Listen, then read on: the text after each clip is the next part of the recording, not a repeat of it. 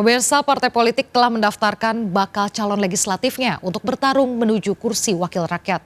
Sejumlah siasat dilakukan untuk mampu mendulang suara, mulai dari mengusung artis hingga tokoh berpengaruh sebagai caleg. Namun apakah strategi ini akan terkendala oleh gugatan terhadap sistem pemilu terbuka? Berikut apa kata fakta.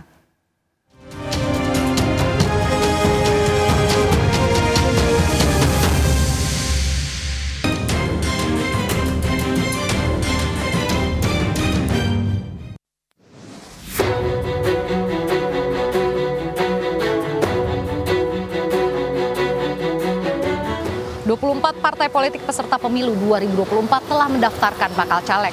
Tetapi banyak parpol yang baru mendaftar di hari terakhir. Salah satu alasannya karena MK belum memutuskan uji materi Undang-Undang Pemilu terkait sistem pemilihan yang akan digunakan. Lalu apa kata fakta? Mahkamah Konstitusi masih menggelar sidang gugatan Undang-Undang Pemilu nomor 7 tahun 2017. Hingga kini belum ditentukan pemilu 2024 akan dilakukan dengan sistem proporsional tertutup atau terbuka. Total ada 20.462 kursi yang diperebutkan, 580 kursi DPR RI, lalu 2.300 kursi DPRD Provinsi dan 17.500 kursi DPRD Kabupaten Kota.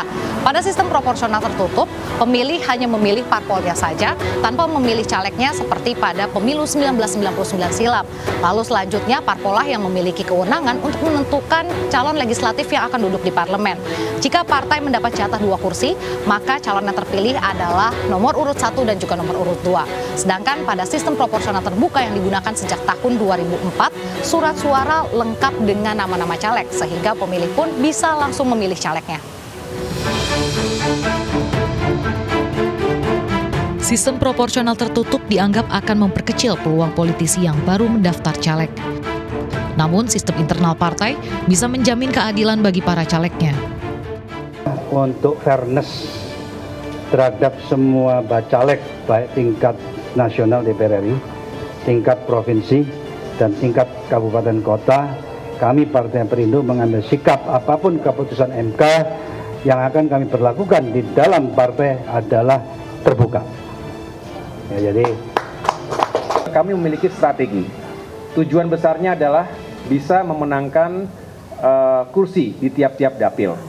Kami yakin bahwa caleg-caleg yang saat ini sudah kami persiapkan, ini juga bisa menyumbangkan suara dengan baik.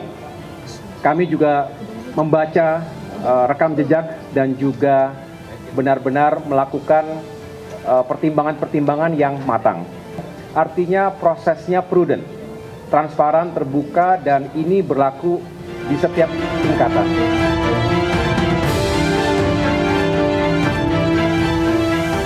Namun sistem proporsional tertutup dianggap dapat menekan ongkos politik seorang caleg.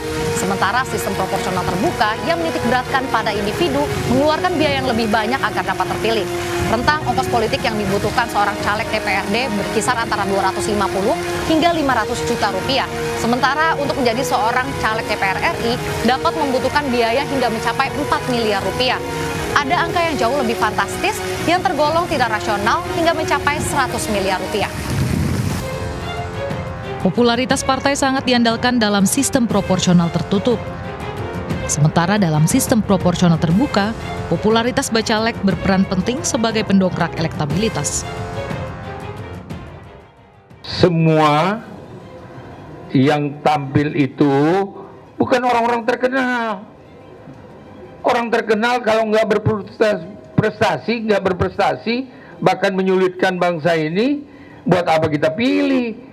Kita cari orang-orang yang berkualitas, yang tidak terkenal, tapi pinter.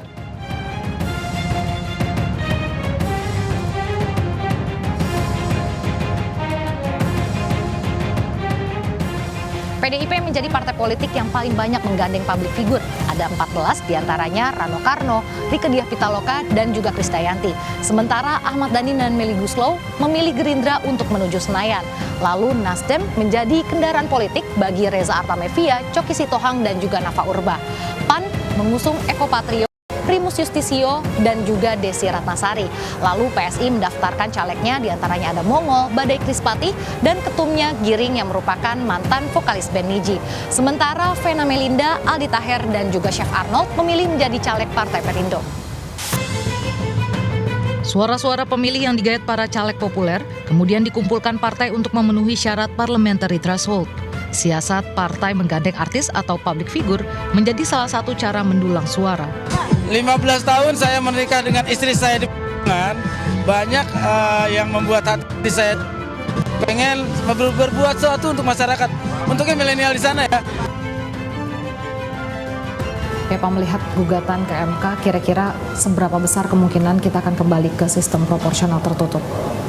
Untuk 2024 saya kira sudah tidak mungkin untuk kembali ke sistem proporsional tertutup ya, karena kan tahapan pemilunya sudah berjalan sangat jauh, dan saya yakin Mahkamah Konstitusi juga pasti akan mempertimbangkan bagaimana kompleksitas penyelenggaraan pemilu 2024 kalau sistem pemilunya diubah-ubah.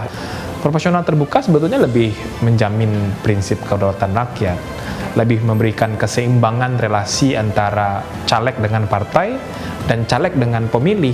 Sebetulnya kalau memang ingin memperbaiki proses demokrasi di internal partai lah kemudian yang harusnya diperbaiki, termasuk juga soal politik uang, hal-hal yang lain yang kemudian harus dikoreksi untuk kemudian memperkuat posisi caleg, posisi partai. Artis direkrut oleh partai di sebagai caleg ini bukan hal baru, lalu Bapak sendiri melihat kinerja para public figure ini seperti apa? Kalau menjawab dalam kondisi taktisnya, tentu orang yang populer kan diharapkan bisa jadi vote getter lah ya, orang yang akan bisa mendulang suara untuk partai. Itu kan tesis sederhananya, tapi kan tidak melulu juga itu bisa dilaksanakan secara mudah. Buktinya kan tidak semua pesohor, artis itu terpilih jadi anggota legislatif. Ada juga yang kalah. Dalam sistem proporsional terbuka, meskipun partai coba mencalonkan orang-orang populer, orang-orang terkenal menjadi caleg, dengan harapan dia bisa mendulang suara bagi partai, kan tetap saja yang menentukan itu pemilih. Di pemilu 2024 ini, apakah mahar politik masih menjadi tren atau ada syarat lain dari partai untuk para calegnya? Saya menduga masih, karena masih ada perebutan nomor urut di internal partai politik.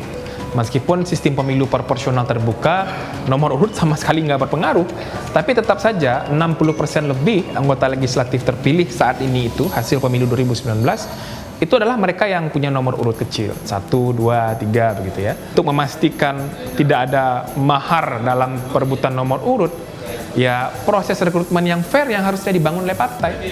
Nah itu juga yang dikhawatirkan kalau kita kembali ke proporsional tertutup. Kalau di proporsional terbuka ada kekhawatiran politik uang kepada pemilih ya.